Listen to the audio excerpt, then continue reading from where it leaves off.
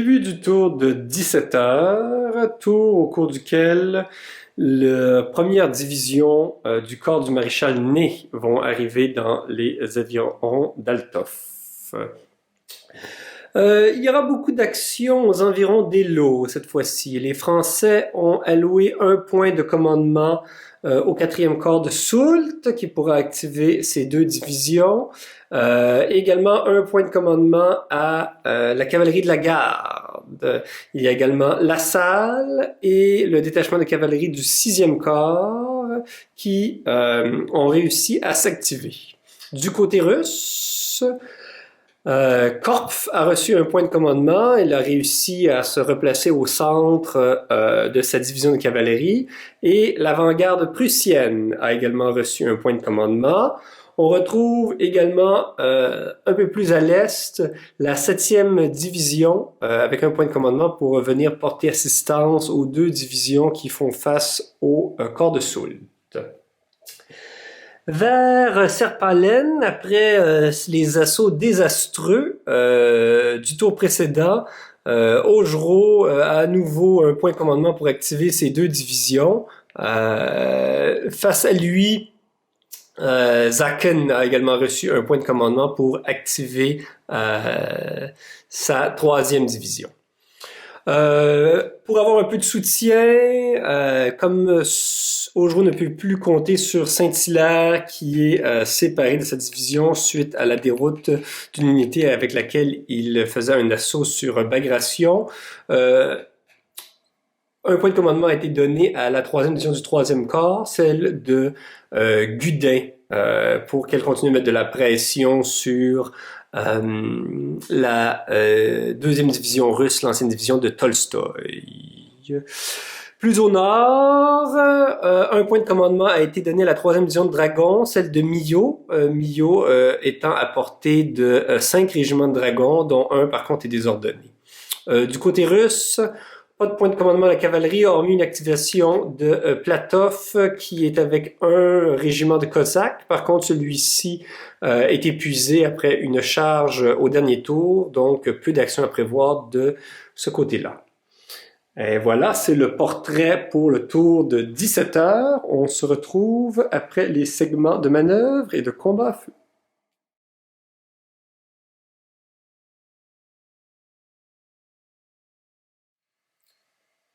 Alors, un tour assez échevelé jusqu'à maintenant à 17 heures. Au nord d'Eylau, il y a eu moult affrontements de cavalerie, avec d'abord une activation hâtive de la cavalerie de Korpf, qui en a profité pour mettre de la pression, en particulier sur le détachement de cavalerie légère de La Salle, forcer ici un régiment d'infanterie française à se mettre en carré et aussi charger une batterie d'artillerie de la garde. Le résultat de toutes ces courses est un peu mitigé, avec une batterie d'artillerie détruite, mais plusieurs régiments maintenant de cavalerie très affaiblis, plusieurs régiments en fuite, un ici et 3 autres ici plus au nord, donc et également des fuyards du côté des Français.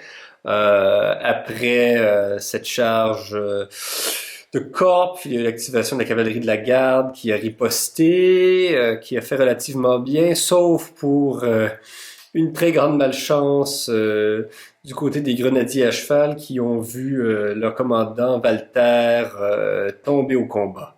A été tué lors d'une attaque contre des dragons russes, même si les grenadiers à cheval avaient un énorme avantage. Ensuite, on a 2 régiments de dragons prussiens qui sont venus, puis finalement pour avoir une contre-attaque de chasseurs à cheval français. Donc, les régiments de cavalerie de ce côté-ci commencent vraiment à faiblir. Juste à côté de cette grand mouvement de cavalerie, on a la deuxième division du 4e corps, celle de Leval, qui a commencé à se réorganiser pour accentuer sa pression. Il y a un seul assaut qui a été déclenché ici pour tenter là, de vraiment achever la 5e division là, de Touchkov, qui commence juste à revenir dans le voisinage de cette division. Donc pour assister Touchkov, justement, les Russes ont déployé la 7e division de Doktorov, qui a mis des batteries d'artillerie, qui s'est mis en position aussi pour également venir prêter main forte à la 4e division de Somov, qui est assez en difficulté avec un bataillon et un régiment désorganisés à cause des tirs continus des tirailleurs français. Au centre, l'escorte impériale a continué à s'amuser un petit peu en faisant une charge ici pour aller détruire des chariots de munitions et enlever l'approvisionnement à 2 batteries russes lourdes, ce qui a incité par la suite Zakin à envoyer des bataillons protéger ces batteries et éviter qu'elles ne se fassent facilement désordonner. Augereau, lui, a été plus prudent après le désastre du tour précédent. Aucun assaut, on a seulement réorganisé nos troupes pour mettre plus de pression sur Serpalen et déployer de l'artillerie un peu plus proche de Saken. D'ailleurs, le redéploiement dans Serpalen a incité le détachement de Bagavou là, à retraiter et à se rassembler avec les restants de la 2e division de Tolstoï. D'ailleurs, Tolstoï, lui, s'est mis dans une position pour, il est juste ici, à être dans pour un 2e tour de suite, dans un assaut, parce que Gudin, lui, a commencé à réorganiser ses troupes vers l'est, lancé un assaut ici pour continuer d'affaiblir la division de Tolstoï, a déployé une demi-compagnie d'artillerie pour mettre de la pression là, pour espérer pouvoir terminer avec la 2e division russe et après ça passer plus au nord contre la division de Essen, c'est-à-dire la 8e. Plus au nord, la seule action qu'il y a eu, c'est Milhaud. Milhaud, avec ses dragons, a lancé 4 charges, dont 3 d'entre elles ont connu beaucoup de succès. En particulier, il y a eu un affrontement au sommet entre Milhaud et Golitsyn. Et Golitsyn a été mise en déroute. Il y a également une batterie d'artillerie à cheval qui a été mise en déroute, des lanciers, des hussards qui ont été seulement désordonnés. Le seul côté où les Russes ont eu un peu de succès dans cet affrontement de cavalerie ici, c'est avec les Cosaques de Platov qui, malgré un ratio extrêmement défavorable, ont réussi à obtenir un rebond.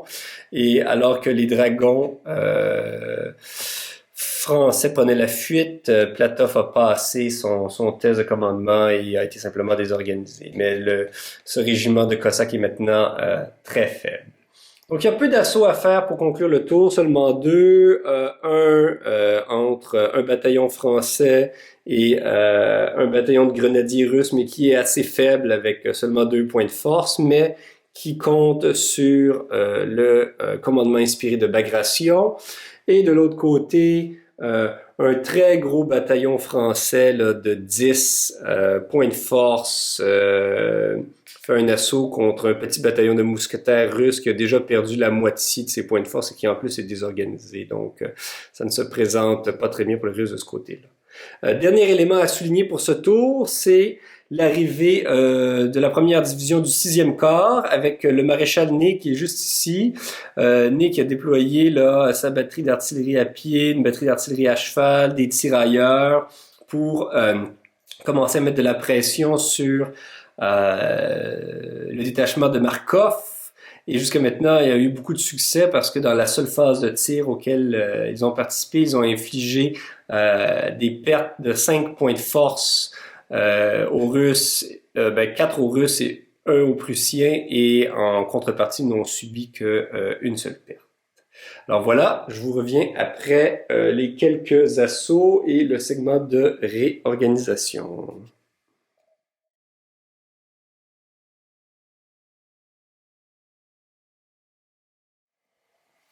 Alors nous sommes à la fin du tour de 17 heures. Les deux assauts qui étaient, disons, à l'avantage des Français se sont déroulés de la sorte. Ici, au nord des Lots, le bataillon russe qui faisait face au bataillon français a été complètement détruit. Une perte au tir d'avant-mêlée et une autre perte en fuyant le combat. À l'est de Serpalen, le régiment de grenadiers russes avec Bagration a également été mis en fuite. Il a créé une série de désordres à travers la ligne russe et maintenant il se retrouve beaucoup plus au nord, près de Anklappen, après tous ces mouvements de fuite.